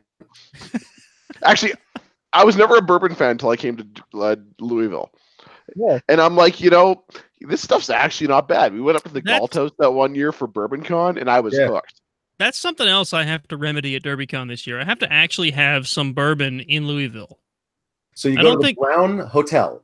The Brown Hotel not only has the hot brown, which sounds horrible. It does. It's toast with turkey, bacon, and gravy. And like, okay, so it's an open face sandwich. Big deal. Sounds good. No, it's amazing. And you go, do you have bourbon here? And they look at you offended because it's a fine hotel in Kentucky. Yeah. And of course we do. They bring out the bourbon menu. It's one panel about 18 inches tall, and they put it in front of you, and then they unfold it, and then they unfold it. And you have bourbon? Why, yes, we do. That sounds like the Galtos. Like the Galtos has probably 40 kinds of bourbon. Yeah, exactly. And you're like, oh my goodness, what's good? And they're like, this is the Brown Hotel. We don't have bad bourbon. You're like, I'm sorry, don't hurt me. Can I just pick one at random? What do I do? Basically.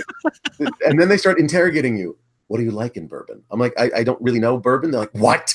It's like, I've never really had much. Maker's Mark. Yeah, I know That's the Maker's thing. Mark. Bourbon is a very complex drink, and I didn't realize this. I was big into my rums, right? Like, there's like 40 different kinds of rums across the board. And I collect high-end rum, like your Zaya Grand Reservas, your Agnostoria 1919s. Like, I could do rum all day long. Oh, I had some 1919 at ShmooCon this past week. Yeah, it's fantastic, isn't it? Lovely. Hey, do you know something called Flor de Cana? I've heard of it. Never had it. So Blue Knight just got Kahuna a bottle of it for like special occasion. Beautiful, beautiful bottle. Anyway, so it's all about the bottle. That's the thing. I didn't realize that there was such complexities to bourbon, right? Like there's there's subtleties. There's something perfect. It's like Scotch. I can't stand this nasty smoky Scotch, but I like the nice smoother Scotch. Like I like my stuff like almost like the Japanese whiskey style. There's bourbons for that kind of style. Like bourbon is a very rich drink, and I didn't realize this. Bill Pollock, who runs No Starch Press. Oh, Bill's awesome. Bourbon freaking monster.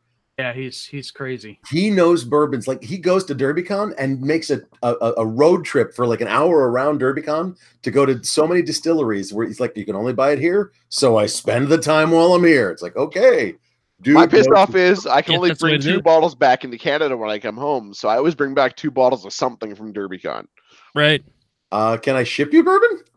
No, I have to bring it with me across the border. They started seizing all my shipments from outside because I used to get stuff from Royal Mile Whiskey Club out of the UK all the time to get a lot of my high-end Jamaican rums, and then they started seizing my shipments. Oh dear! I lost $4,000 in booze once on a shipment. Oh my God, are you joking? Canadian dollars, so it's like 2,000 American. Is the exchange rate really that bad? No, it's like it's like 1.35. Although, funny story, 10 years ago when I was working in Afghanistan, the Canadian dollar was worth more than the American dollar. Yeah, they offered to pay me an American. 101 or something. Yeah. Yeah, it was like $1.05, and I'm like, dude, I don't take your American dollars. I want Canadian dollars, man. Like. That's bad. Because you finally had a chance to do it? Is that what? Yeah, we can't have anything shipped here unless it's from the state-run stores. Oh yeah. So I can carry it with me. I have a 2-bottle limit that I can carry with me, just like I can carry 75 cigars with me across the border. Not a problem. So I go to Cuba, I pick up on cigars. I have a very long story about a $100 gift card that I got from Red Hat for Naked Wines and how much of a complete pain in the ass it was. There's actually a Jeep parts place that I buy parts from every so often that also includes like a $50 gift card from Naked Wines when I order stuff. I throw them in the garbage because it was such a pain in the butt to try to get wine shipped to Pennsylvania that it's just not worth it. It's not worth the $50 gift card. And you get Naked Wine's not that great anyways. No, but I mean, I'm not really a wine guy, so it was just like basically kind of free wine to try out, and the stuff we got wasn't so bad, but it took me 6 months, and I had to like send it through a friend to New York, and then have another friend pick it up in New York and bring it down for me. It was ridiculous. Yeah, not worth it. Not worth it. Yeah, not worth it at all. That's the thing I love about Derbycon, though, right? I broke several laws doing that. Anyway. We can see all this booze, and we can try all this random food. And the thing was, if you go down to Derbycon, don't just go for the 3 days of the conference. Go for 3 days before and a day after, so you can go try out all these things. I don't have enough time to go hit all the restaurants I want to go check out. Yeah, it's true. Just because I go, mind you, I get involved with a lot of stupid, especially down at a certain cowboy bar down the street on 4th Street Live. No, you? What a surprise. Color me shocked. Yeah, not you. So the funny thing was, the first time I dressed in drag at Derbycon as a prank. This story was hilarious because it was Derbycon 3 or Derbycon 4. And I had a full-on beard at the time, and I'm like, I was giving a talk on disguises. And I said, look, you guys will not recognize me come Friday. Or was it Saturday? One of the two. Saturday, Like, I think. Yeah. Yeah, I think it was Saturday. They're like, no, we'll recognize you. Trust me. I'm like, no, you will not. So I show up, legs fully shaved, this short mini skirt, this purple hat, and this wig. People are like, dude, is Eddie Izzard here? That's And I'm great. like- That's a great parallel right there. Yeah. I distinctly remember that going, like it was the classic double take. I'm like, okay, woman in a mini skirt. Like, whoa, wait, what? Something's wrong here. Wait, And that wait, look. Oh, it's Mog. Yeah, like, it was. Yeah, it wasn't that you cued my, like whatever. Your man sense. There's something wrong with this. It was you cued my. I know that face, and that face is something's off. And it was Mog is wearing a dress. That That's may cool, have. okay. Was that the same year of the supermoon and we were up on the roof trying to see the moon? No, that was the year before that. So Oh, I've been before doing this like, for a couple of years in a row. So this has been Derbycon 3, Derbycon 4. Okay. And this was the year when I got in the bar fight at PBR down the street, that cowboy bar. Oh, geez. You got a bar fight? Oh, you didn't hear this story. Oh, yeah, so I told Zero about this. So we were down the street because everyone's like, hey, who's the hot girl? And I'm like, yo, hey, big boys. And they're like, oh, it's Mog. We get it. So we all go down to PBR, or we go down to the cowboy bar down the street and go upstairs.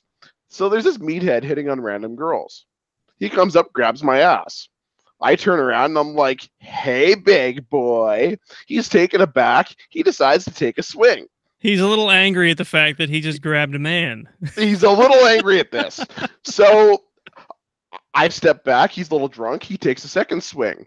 Now, this particular set of heels my wife bought me for my birthday, they were a special set of heels. In that I had the heel swapped out with a steel spike and a socket system so I could swap out the heels when they broke on stage. So these heels are like freaking weapons with wrapped around little heel spike or a regular heel piece around it. Guy's wearing sandals. I put my heel through the soft spot between his big finger and his next piece right down in there and twist and he goes down. Blood starts squirting out. Bouncers come rushing in. They're like, hey, we saw the whole thing go down. Do you want to press charges? I'm like, no, don't worry about it. Just clean them out in the most painful way possible. His soon-to-be ex-girlfriend comes up and is like, hey, I've been watching him hit on random girls, but I can never really prove it. I just watched him get his ass kicked by a drag queen in front of all his friends. Can I buy you a drink? Classy. That's awesome. That is classy. That's awesome. Yes. So I drank for free that night. I come stumbling home about 2 a.m. or so on the Saturday. Zero's like, you look, like you've been in a bit of a fight. You okay? So I tell him the story. He's like, we were worried about you, but now we're not. That's awesome. And thus started a 4-year tradition. Right. Mog, No, gotta I just- tell you this. I My just wife remember. hates me. What? I just remember. Sorry, go ahead. Your Josh. wife hates me because of my legs, right? No, because you can wear heels significantly longer than she can. I just remember being in the lobby at the Hyatt. We were waiting. I forgot what the hell we were waiting for, but I know what it was. Rich was standing in line for Skydog's badges that he prints every year. Yeah. And I'm not really interested in the badge thing that he always prints, but Rich is. He tries to get one every year. So I was just kind of like hanging out, drinking a beer, waiting, and I like look over my shoulder, and this presumably woman winks at me, and I'm like, I double take because I don't expect women to be winking at me, and here it's Mog. I'm like, what? Oh, dude, that's the reason why I do it too. Because I realized one thing. Like, I was a drag queen in college. It paid the bills because I used to be a bartender at a gay bar, and it was right across the street from my school. And so I realized one thing though: drag is the ultimate form of trolling. Yeah, I guess so. And let me tell you, you wear it very well. man. It's No joke. immensely convincing. Like, no joke. I try to figure out what you're gonna wear that night, and that's why I joke with you. I'm like, okay, let me see if I can pick you out, and I never can pick you out until I get close enough to you. I'm like, oh, hey, it's you. Look at that. Although I have gotten lazy the last couple of years with Hacker Jeopardy. I mean, I don't even bother shaving half the time for Hacker Jeopardy, and it gets even more fun. Sure does. Can you teach Weave to wear drag then? If you know, because he's the ultimate troll. So. Oh yeah, I'll teach Yeah, Weave right. to do this. Oh dear. Okay, Weave, if you're listening, you got to do it. You want to be a real troll? You got to go and drag, man. There you go. I mean, hey, that's why the Church of Wi-Fi now pulls off half our shenanigans for our Hacker Jeopardy team. Oh my god. Because the thing is, the story behind our team is it's my old director from the bank I worked at, Renderman, who I managed, and myself. So Renderman's in a pimp suit.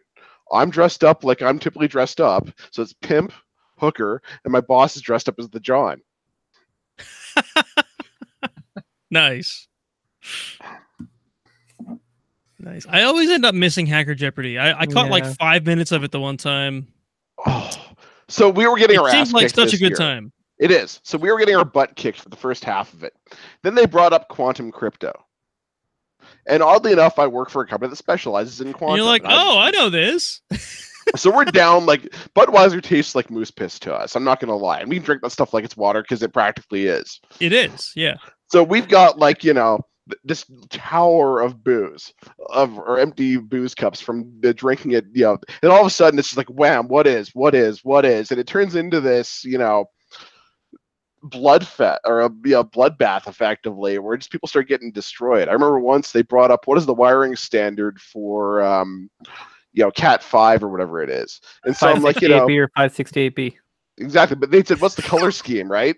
So I'm like, white, green, green, white, orange, blue, white, blue, you know, blue, white, brown, brown, because we're following the A standard because we're in Canada. A. That's A.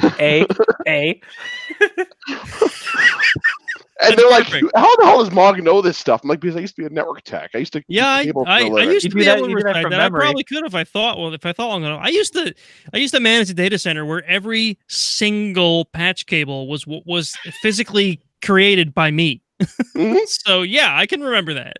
I bet if you were picking up today, you'd probably be like, "Oh, I remember this." Do. Yeah, right. I can still make, you know, patch cables pretty darn quick. I can make cables drunk and quick. Yeah, there you go. That should be a contest. How many cables can you make the more you drink? So yeah, I have a funny story about that. I feel really bad for the dude because we were in Afghanistan and a guy was wiring up on my comm cable, or these little C cans we were building. And so he had like 30, 40 drops to go wire up for me. And we gave him a cable to go test with. Turns out the cable was crossover. So he goes through and he rewires the entire comm cable back to the other end to be B. So now all of our ends are crossover. I'm like, oops, we gave you the wrong cable. Rewire them all back. That sucks. Are you serious? Oh my god. Wow. My uncle, who used to work for they had a family telecom company, he found out he was colorblind. Every time he would do a cable, he'd get, I forget what colors we'd always mess up, but he'd always mess up, and they'd be like, "Oh no, it looks the same on both ends." He goes, "No, it doesn't," and that's what he finally figured out, that he was colorblind when he was doing. Oh yeah, because the blue and green would throw you off, right? Right. Yeah, right.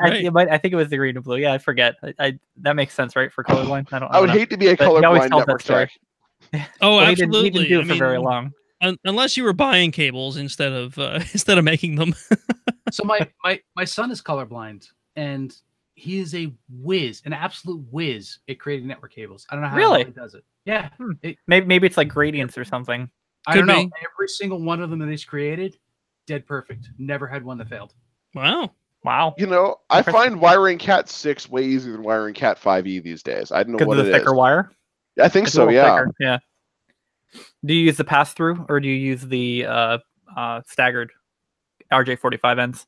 I use the staggered. Wow, impressive. I cheat. I use the sloppy ones. Yeah, well, you know, whatever. My company changed the rules that we have to use certified cables only, so I can't make my own anymore. Yeah, that's how we do it. We always buy cables. Yeah, we buy them too. I don't make them anymore. But... Your company made the crazy ass cables that we had to use. What were those cables called, Nate? That we used? The all LAN cables? Oh yeah, the all-in cables. Yeah. Yeah, with these, I wish I had one here. I don't know what this end is. It's like an oversized USB end. I don't know if I can. And it's basically a Cat. I think it actually certifies as a Cat 6 cable, but it's got this crazy end on it. And the idea was that each cable in there is individually wrapped and shielded, because they were Shielded with the pair. But it's beyond that, because they were doing voice, video, and data on the same cable. It was an IBM standard, if I remember correctly. It's an IBM standard but it was the same cable, voice, video, and data, not on IP. It was individual pairs for voice, video, and data. Yeah, that's whack. I can't. I'm looking for a picture of it on Google, just to, I could share it with you guys, but I can't. It's the standard that we used and is still in use there. And there's apparently one manufacturer in the US. We're phasing it out because we can't find cables anymore. I can't even. Is it just that's because IBM doesn't make hardware anymore? Well, no, I don't know IBM how to hasn't spell made the these damn thing. for years and years. But there was like one guy in like Texas or something that made them. Yeah, he doesn't make them anymore, apparently. That sounds right. I can't find a picture of them even. I have a funny story about Derbycon 3 or Derbycon 4 for Quadling. Yeah, let's get back to talking about Derbycon, right? So Derbycon 3 was the year when we set up shop doing the Church of Wi-Fi initiations outside of the party entrance. And everyone thought it was mandatory to join the Church of Wi-Fi when you were to get into the party. So we had a lineup around the block, like around the upper level, rotated, wrapped all the way around the entire atrium of people waiting to get in. With, because they do the whole get down on one knee, receive this, the blood of our Lord, who like the rest of us is 80 proof, receive this, the body of our Lord, and all Cool Ranch Doritos that we had. And then, you arise, receive your spanking from Stacy. And then you enter the party. But apparently people thought that was mandatory to get into the party. That's why we had like such a lineup. We had people sending us tithes from around the world. I had someone from Wisconsin send me a cheese hat and a cheese shot glass as tribute for joining the Church of Wi-Fi. That's awesome. That's cool. Interesting. Like the actual cheese head, foam head? Oh, yeah. Nice. Oh, that's cool. That was his tribute. That was his tithes to go join the church. I've been coddled by you every year as tradition. I do remember getting a SWAT from Stacy for bringing the first Hack My Derby because it had Wi-Fi in the hat. Yeah. Cool. Yeah. Oh. All right, so Derbycon. Derbycon, indeed. It's, he's right. EvilMog, you're correct. It's not fun, and that's. Look, let's be honest. The conference is useful and fun, but at this point, Trusted Sec is so big. How useful is it anymore? Well, and the conference itself has grown so big. The thing was, Derbycon was fun when it was 1,500 to 1,700 people. When they got so big, they had to change venues. I'm not saying this as an armchair commander, because I could not run a conference in any way, shape, or form any better. But when it got too big, it lost that everybody's watching out for them feel. And given the shenanigans that we were pulling, some of the shenanigans got out of hand. Like, great example. When I run the parachute drops from upstairs, I spend 3 days doing the math and get hotel permission. Yeah, damn straight. But in future years, we saw some people trying to go launch things like garbage bags with string attached to 2-pound weights without approval. At the same time as we were trying to do a launch, I had to go tackle people and report them to security to get things to stop. Like, people didn't see the effort that went behind the shenanigans and just saw the output of them and tried to emulate. And without that critical mass, people say, look, no, this is the way we do things. Like, gentle guiding hand, things got out of hand. In my opinion. Yeah. So, I mean, it's not useful. Shut it down. Yeah. As simple as it gets. I don't know that it's not useful. Okay. Like that's it may be. I'm guessing there. But I mean, it's like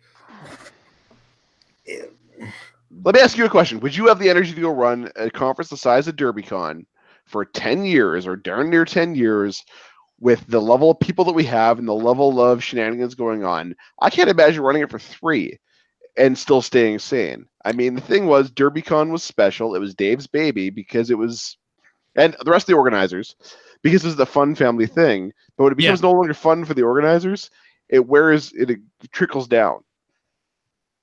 But I mean, look at conferences like Shmoo and Derbycon, or not Derbycon, DEF CON, other larger conferences, right? They've gone on for longer than Derbycon, right? And they're much larger audiences. So what makes them different? My personal opinion is I think DEF CON's way too big. And the thing is, when you run things way too big, there's a difference between gooning at DEF CON and running security at Derbycon. Because Derbycon, there's no such thing as goons there. Everyone there's either security staff, they're friendly. Can you gently move it aside, sir? And every once in a while we have to hold it Quadling with his loud voice.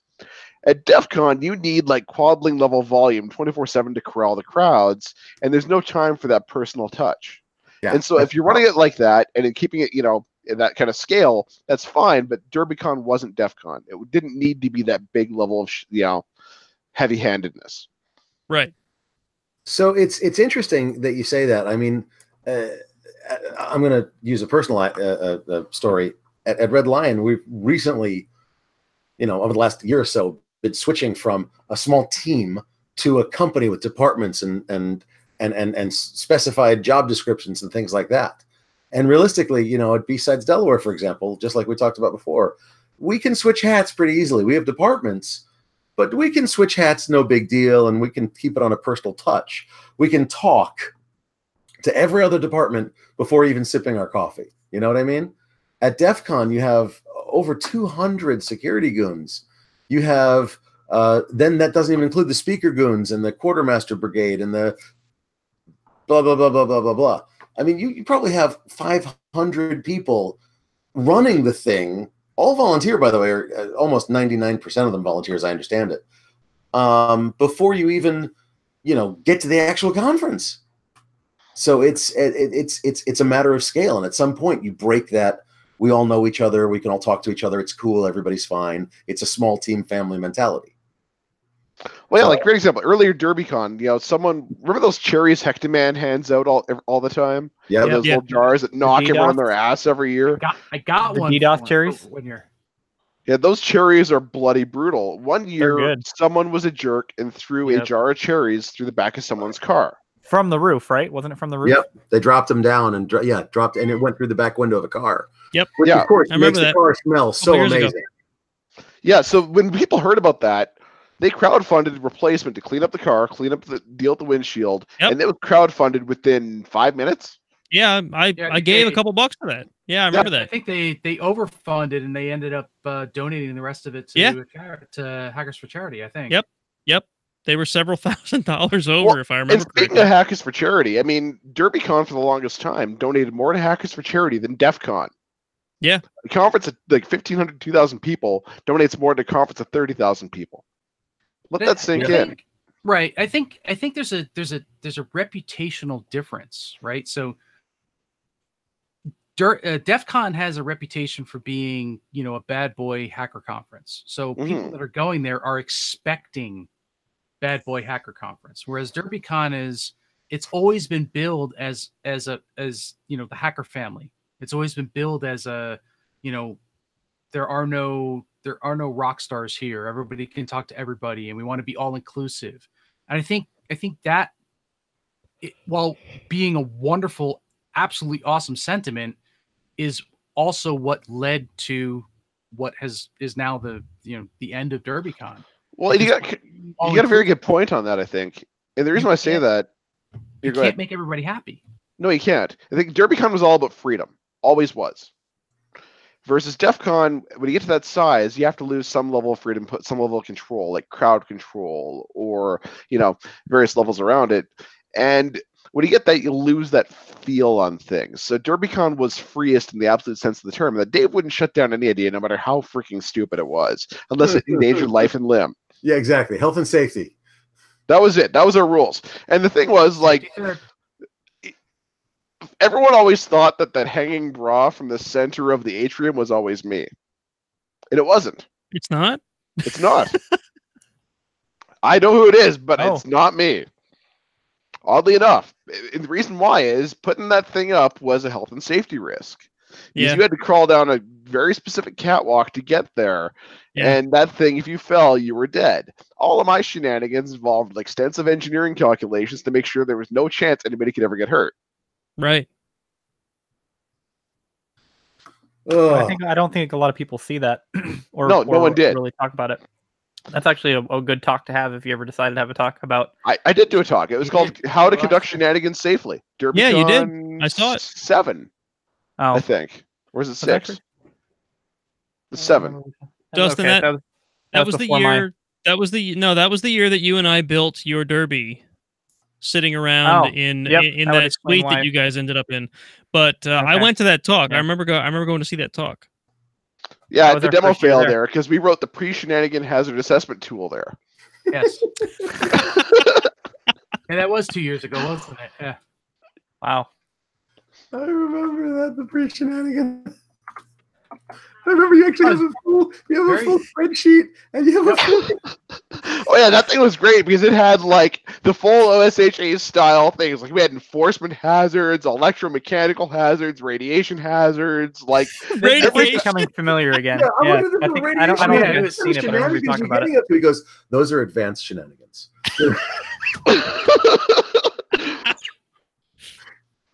Well, and we tried to make it a thing. Familiar.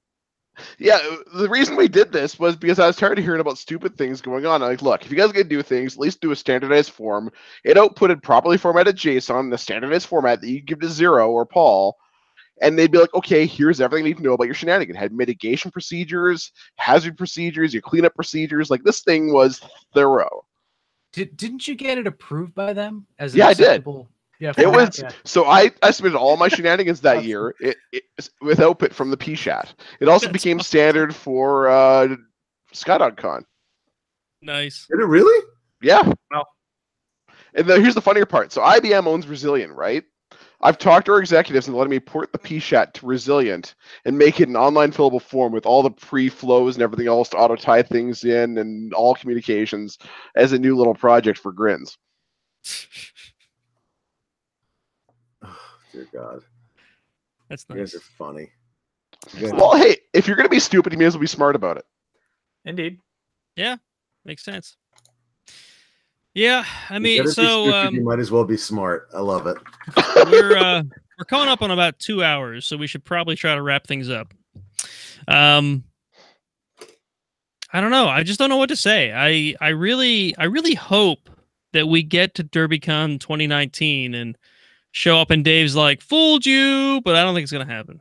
I honestly hope somebody launches a new conference at that particular venue because I love the Hyatt and makes it nice and tiny again. And, first rule of, new version of Derby is you don't talk about new version of Derby, so we keep it tiny. Unless you're inviting Dave. Yeah, I mean, so the idea of an invite-only conference sounds at least kind of interesting, but... It's typical. There's several of them out there now that people do or do not know about. There's one named after a movie from 12 or 14 years ago. Oh, wow. No, I think it's 20 years ago now. God, I'm old. Crap. There's quite a few invite-only conferences. There's nothing wrong with that. The problem is, in my opinion, is that invite-only conferences make it very difficult to bring new blood in. Yeah. It's very difficult to bring the next generation. It becomes a club. You see, I don't want it to be an invite-only conference. I'd like to do an open invite conference, but the way it works is it's treated like a semi-closed conference, in that you're invited in, and your invite, you apply. Everyone gets allowed at least one invite. We check IDs when you get in the door, but if you screw up badly or cause any kind of problems, in like health and safety or whatever else, or anything that detracts from another person's enjoyment of the thing, like I'm all for codes of conduct. I'm not going to lie. I'm all for thou shalt not be a jerk, and prescribe out what's acceptable behavior. And if we see things that aren't kosher, your invite privileges are gone and the person you invited are gone. And do a semi-closed, moderated behavior kind of conference that's still free and allows a lot of things, but we deny things that would, impact our ability to run a conference in the future. I got to say, and this is really fascinating, and I think this is a good tie-in to back to the beginning of the podcast and probably where you're going to kill us or end the podcast is, you realize you just reinvented Sesame credit for InfoSec? Yeah, unfortunately, yes, I did, and I'm sorry. But I think we need something like that, though. We almost do in some ways. Yeah. For conferences like this, as free as we are, and that we get a lot of leeway to do things. It's just we can't. We have to keep in mind that there's other people involved. So a shenanigan is only funny if everyone around you's laughing. Yeah. So I mean, the thing that really bothers me about Derbycon coming to an end this year is I've through the 8 of 9 Derbycons that I will have attended by the time it's done, because I missed 1 year and I fully intend to make this year. Slacker. I've met. Well, yeah, my dad decided to get married the weekend of Derbycon the 1 year, and I was kind of his best man, so I didn't have much choice. Anyway, where was I? I've met so many great people, you two included. Mhm. And Dustin, to be honest, you and I met at Derbycon. Technically, you came along to Derbycon, in the car. yeah, met in the technically car we met in going the to car Derbycon. on the way to Derbycon. Which was awesome. And well, that's a perfect example. The year you came was the year we built. Excuse me, I'm bumping my mic. Was the year that we built your Derby on site. Hack your Derby. Right. So I bring the Hack My Derby project every year for the past 4 years now. So I already had my Derby in the back of the car when I met Dustin. And when we got there, he was so interested in the contest that he picked up a plastic Derby from Deviant, who was running Hack Your Derby that year. We went over to Hack 5, who was there that year. I know they haven't made every DerbyCon. We went over to Hack 5, and he bought a Wi-Fi pineapple. Yep. And just like we launched this crazy idea to put a Wi-Fi pineapple with spare parts that I brought for my Derby into his plastic Derby in the freaking hotel room that him and Frizz had for the weekend. And don't forget, you supplied all the parts to make it happen, and because we stuck with the whole Hack 5 theme, we took a ton of stickers and used that as the adhesive to hold it all together. So anywhere you look in the hat, there was Hack 5 stickers stuck somewhere holding everything together. It was awesome. So my Derby is based on a Pi Zero, or at least the model I was building up until this previous year was always based on a Pi Zero with this like OLED LCD display. Well, it's an OLED, but it looks like an LCD display. I had an extra display with me. I had an extra Pi Zero with me, and we interfaced that via USB with the Wi-Fi pineapple, and we used Hack 5 stickers to stick it all inside of this cheap plastic Derby. And Dustin took first place in the on-site built Derby contest for that year. Like that, to me, while I enjoy going to DerbyCon and sitting in on talks and learning cool things, that year really embodies DerbyCon to me. Like the idea. I only go to one DerbyCon or one talk a year. Period. The fun is in like the side events, like your Hack My Derby and the social engineering competitions, the polygraph machines. Right, like interfacing with other people in the industry, like competing in contests. Like the talks are great. Don't get me wrong. There's always great talks, but being a sysadmin at DerbyCon, there's only so many talks that are really relevant to what I'm doing, unless my goal is to learn more about InfoSec and switch careers or something. Right. But originally, I was going to DerbyCon to learn more about what attackers were doing, so I could better protect my stuff. And that's gotten a little less relevant over the years as attacks have gotten more and more advanced and sort of above my skill level. But a lot of the side things are just like so much fun, right? There's so many cool things to learn. I learned to lockpick at DerbyCon. I learned, so many interesting, useful things. And I'm really going to miss that. I don't know if I can find that in a different conference. Well, the nice reason why I think DerbyCon was so successful in that is that all the talks were recorded, with the exception of a small few that couldn't be done on camera for various reasons. And I've been to a few of those, and those were hilarious. Yeah. But the majority of the talks were recorded, and so you were free to go talk with friends and go do random stupid things. And I think that's what made it fun. It was like the Burning Man of information security conferences. Right. Right. Yeah. I mean, the number of times I'd be hanging out in the lobby watching a talk on my laptop while hacking on my Derby. The Burning Man of information security conferences, dude. EvilMog. Well done, sir. There you go. Agreed. And what it was, we had all the freedom to do whatever we wanted. We had little mini almost camps here doing stuff like this, The coolest thing I saw last year was Ian Coldwater and this crew of women she got together to go teach them how to do CTFs. This just kind of happened organically, or hacks for pancakes and a root beer float shenanigans that happen out every year, randomly showing up. Like just these little cool things, just doing. People were bringing the very best of themselves to the conference, and that's what made it special. It's pretty cool, pretty powerful. Bravo. It is. So I think we're gonna have to call it a night on that note. It's a good note, right? It's a great note. Yeah, Good great note. note. So, folks, I know a couple people have tuned in on our live stream on YouTube, so thank you guys for watching. Anyone who's listening to us after the fact, please give us some feedback. Let us know what you thought of the show, because your feedback helps us figure out, what we should cover on this show, right? If you want to find us on Twitter or Facebook, just search for Iron Sysadmin. On the YouTubes as well, we finally have our custom URL, youtube.com/Iron Sysadmin podcast. I think it is. It's not in the show notes anymore. I have to update that. And also, if you want to help support the show financially, please hit us up on Patreon, patreon.com/Iron Sysadmin. And in closing, I guess Mog and Quadling, you already told us where we can find you on Twitter. Do you have any closing remarks as to who you are or where people can find you? Or are we good? We're good. Yeah, I mean, you can find me. Just Google my name, Josh Marpet. And, find that at Quadling on Twitter, jmarpet@redlion.io. No problem. Cool. And as usual, you can find me at Gangriff. Dustin and Jason, you want to echo your Twitter handles? Sure. As usual. I'm at Xenophage on the Twitters. The Twitter. Not spelled with a Z. And I'm Agent 66, the word 60, the figure 6. You gotta make it complicated, I tell you. Always. I'm gonna make you change your Twitter handle just for the show. No. All right, fine. If we do that, people have to vote on it, but it can't be ridiculous, and it can't have the word hamburgers. Are you gonna end up with like Dustin McDustin face? Yes. Hacker McHacker. Sure. Yes, you're Dusty McDusty face. That's your new Twitter handle. All right, folks. It's on that been note, decreed. we're going to call it a night. So thank you guys for watching, and we will see you in 2 weeks.